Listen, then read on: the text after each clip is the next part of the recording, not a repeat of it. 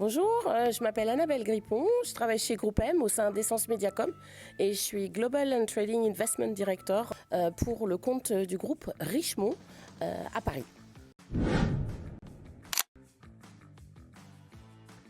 Alors oui, le mot en français c'est un responsable des achats, notamment pour le média. Donc aujourd'hui c'est le pilotage des investissements pour ma part mondiaux pour le groupe de luxe Richemont dont je m'occupe. C'est surveiller justement où en sont nos investissements avec les partenaires, c'est être au courant de toutes les innovations et de toutes les opportunités qu'on peut faire pour l'annonceur avec lequel on travaille. C'est du pilotage, c'est du reporting. C'est de l'ouverture, c'est international à la fois, c'est être au courant des nouveautés, des nouveaux médias, des nouvelles activations. C'est très très complet avec une grosse partie chiffres et une grosse partie réflexion pour essayer d'amener nos annonceurs vers de nouvelles pistes d'activation. Alors mon parcours professionnel est un petit peu atypique puisque j'ai commencé un peu par hasard dans la communication après mes études de comptabilité et je suis rentrée dans une agence de com à la comptabilité. J'ai aussi eu un passage chez Groupe M au tout début justement sur cette fonction-là et aujourd'hui aucun regret puisque c'est un parcours de chiffres, donc je pense aujourd'hui c'est ce qui me caractérise aussi, c'est cette passion pour les chiffres et au fil du temps c'est fait que d'opportunités, de managers et de mentors que j'ai pu croiser sur mon chemin, qui ont cru en mes capacités justement de ne pas rester peut-être dans la comptabilité, mais je garde toujours la comptabilité dans un coin de ma tête parce que je pense qu'aujourd'hui c'est ce qui fait que j'aime les chiffres, c'est ce qui fait que mes reportings, j'espère, sont rigoureux et sont précis. Et aujourd'hui, ça paraît presque une suite logique d'être passé de la comptabilité à l'achat. J'ai profité de la bulle Internet en 2000, justement, avec les investissements, notamment en presse internationale, qui explosaient, donc accompagné par des managers. Et puis au fil du temps, on progresse, on gère de plus en plus de volume.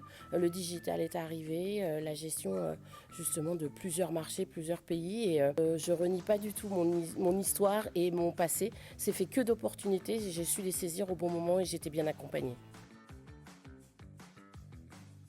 Alors les 3 compétences clés, voire 4, sont dans un premier temps la rigueur, puisque c'est un métier de chiffres et de remontée d'investissement et de reporting, donc ça c'est un élément clé. Le deuxième c'est l'anglais, parce que c'est un poste global et international, donc j'échange avec tous les marchés tous les jours et avec des partenaires internationaux. Le troisième c'est le relationnel, parce que pareil, ça va dans le sens de ma deuxième réponse, c'est l'échange avec les gens. Tout ne se fait pas derrière un email, on prend son téléphone. Personnellement, je prends encore mon téléphone et je rencontre les gens.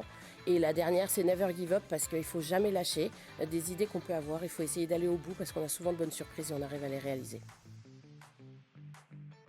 Alors le meilleur conseil professionnel qu'on m'ait donné, c'est learn every day. Il n'y a pas un jour où je n'essaye pas d'apprendre quelque chose de nouveau. Alors des grandes informations comme des plus petites, mais c'est vraiment quelque chose qui me tient à cœur. Et c'est peut-être grâce à ce learn every day que je suis là aujourd'hui. L'OP dont je suis le plus fière, c'est la création d'un format dans un titre de presse quotidienne internationale, pour ne pas le nommer, le Financial Times, que je sollicitais, puisque j'ai réussi à la faire depuis près de 10 ans, pour commercialiser un format qui n'existait pas.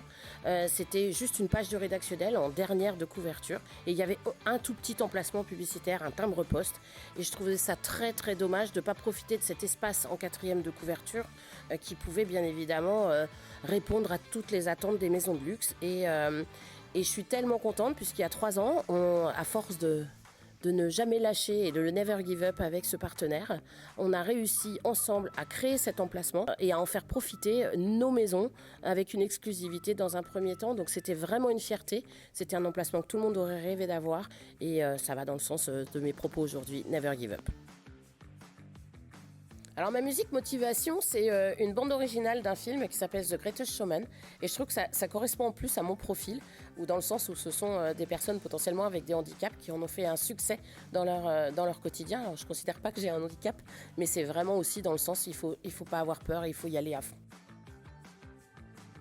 Alors mon leitmotiv et ma motivation, c'est la passion. Je suis passionnée par mon métier, je suis passionnée par les campagnes qu'on peut faire. C'est encore never give up, mais c'est aussi s'assurer d'un bon équilibre entre sa vie perso et sa vie professionnelle.